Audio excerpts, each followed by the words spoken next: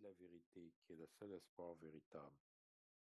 Quand cet espoir véritable est là, la seule chose qui vous laisse, c'est pas l'action, c'est l'inquiétude. Vous allez continuer d'agir et faire ce qu'il y a à faire dans chaque situation. L'inquiétude n'est pas liée à la situation, elle est liée au moi, au je personnel. S'il n'y a pas ça, vous allez agir avec plein d'énergie, beaucoup plus qu'avant, parce que les énergies ne sont plus brûlées inutilement. Mais comment? Vous allez agir en fonction de ce qui est là, sans restriction. Votre action devient beaucoup plus puissante, plus intelligente, plus directe. Et à ce moment-là, allez-y voir. Vous allez voir comment c'est différent. Mais je suis sûr que vous l'avez déjà touché à différents moments de votre vie. Vous avez pu l'expérimenter. Voyez ça. Voyez ça. Il y avait un poète dont je me rappelle plus le nom, ma mémoire, elle est comme ça, qui Mm. disait, j'ai regardé dans les yeux les assassins et les victimes et j'ai découvert qu'ils ont tous mes yeux. Ah oui. Mm. C'est pour ça que parfois, bien sûr, c'est horrible ce qui se Mm. passe un peu partout, Ah, finalement. c'est à pleurer, hein? C'est difficile à dire, Ouais. c'est la Euh, manifestation. J'aurais une question justement sur ces côtés de conflit. Bon là, Jean, tu évoquais hein, le conflit dans tout ce qu'il y a de pire, les guerres, Mm. où qu'elles soient. Mais enfin, en France actuellement, on vit une situation de conflit, de division, Ouais. qui, qui peut avoir des répercussions en fait en soi-même, parce que Mm. on a l'impression qu'il faut avoir prendre parti, les gens se divisent.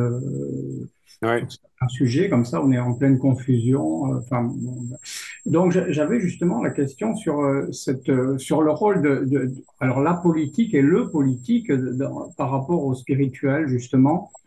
Comment on peut se situer là-dessus?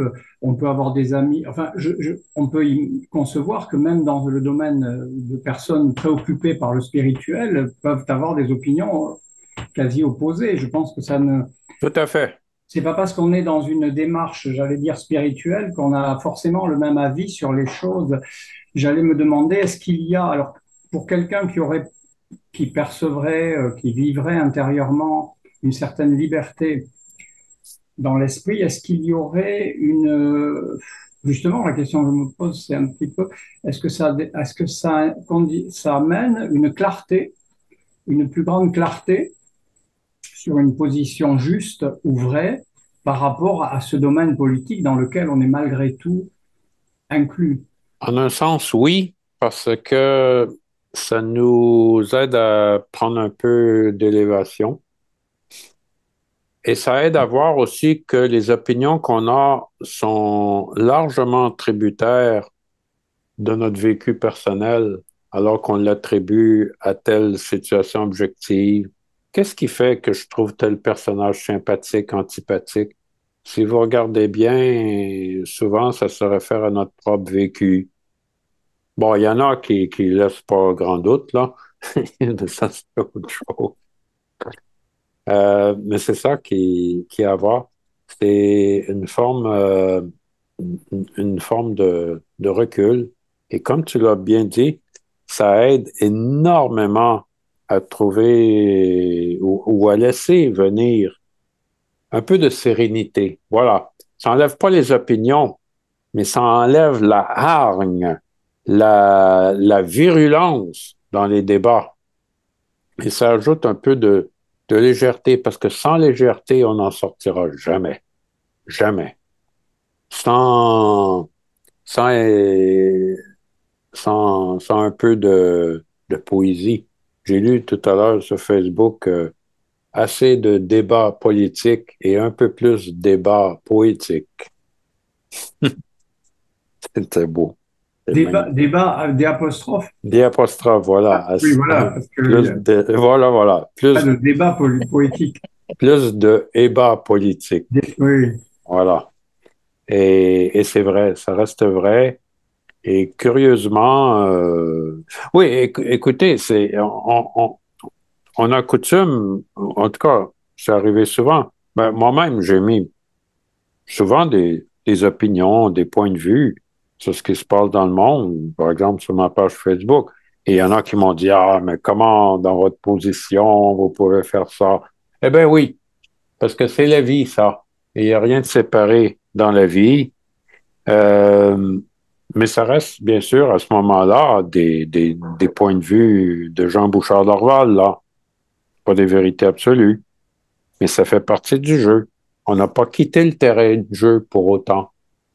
De simplement savoir que c'est un terrain de jeu et que c'est du sport, ça ne veut pas dire que la partie est terminée, qu'on quitte le terrain de jeu. Au contraire, on continue le jeu, mais on arrête de s'inquiéter. Et ça me fait penser à mon ami Virgile, dont je vous ai souvent parlé. Il exprimait des opinions politiques et autres, une après l'autre. Mais on voyait bien 10 secondes après qu'il était mort de rire et il s'en foutait complètement. Mais c'était ses opinions à lui. Et même, j'irais même jusqu'à dire ses préjugés. Il avait des préjugés, ce que moi je voyais comme des préjugés. Mais il s'en foutait, dans le sens que c'était pas prévalent. Il le savait, que c'était des opinions, des points de vue, ce qu'on appelait en Grèce la doxa. Hein? On vit dans le monde de l'opinion et du point de vue, de la doxe, alors que la vérité est paradoxale et au-delà de la doxa, de l'opinion, du point de vue. Mais ça n'empêche pas d'avoir des opinions, des points de vue, et que justement, les opinions, les points de vue et tout ce qui vient avec, là, les conflits, tout ça, c'est là pour éventuellement, pour celui qui est attentif, mettre en relief, mettre en valeur ce qui est au-delà et qui est paradoxal. Jean, ce que j'ai remarqué dans tous les révolutionnaires de la pensée, les révolutionnaires, Hmm. il y a toujours eu dans leurs actes, dans leurs pensées, ils ont dépassé la séparation des opposés Ah euh, oui. à partir du fait que la chose ne peut pas exister sans son contraire. Et quand il y a une transmutation alchimique, on peut dire, Hmm. et on sait bien que chaque chose contient l'exact contraire. Ah oui. Et avec son contraire, qu'est-ce qu'il donne naissance à une identité supérieure. Hmm. Alors on voit bien que oui, le fait de prendre une position, c'est tout à fait normal, humain, mais on a vu dans l'histoire que les révolutionnaires tout court, on dit, et c'est du corps, de la pensée, c'est des révolutionnaires. Ils ont fait cette transmutation alchimique. Hmm. mais pas des révolutionnaires au sens politique, tu veux dire, Aussi, une cascade, mais oui, parce que souvent les révolutionnaires politiquement, ils sont unilatéralement fixés, souvent ils ont quand même une vision, Il y a oui, quand même, oui, il y a une restriction un sens encore. non, parce politique, hein. qu'il vit dans une restriction idéologique. Alors, Oui, ça voilà, fait l'idéologie, voilà, un donc découpage. restreint, ouais, Mais ça fait révolutionnaire de la aussi pensée. un passage. Ça veut Hmm. dire quelqu'un qui a un esprit révolutionnaire pour naissance, qui fait la guerre, qui tue et qu'il est bien encadré dans une ligne, parce qu'il a une idéologie, il est identifié à quelque chose. Quelque part, il est borné, Hmm. mais souvent, il y a eu le passage à quelque chose de supérieur, justement en voyant que dans chaque chose, il y a son contraire, Oui. et les deux choses ensemble forment une identité supérieure. C'est ça Hmm. qui a Hmm. permis à Hmm. ces personnages de faire, je Ouais, dirais, ouais, ouais. monter un peu plus en haut. Parce qu'on pourrait dire que chaque conscience individuelle, quand elle incarne une véritable santé, elle donne une force pour soigner l'univers. Alors, on a cette responsabilité à nous. On a une force pour soigner l'univers. Et on est là ensemble pour le voir, tous ensemble.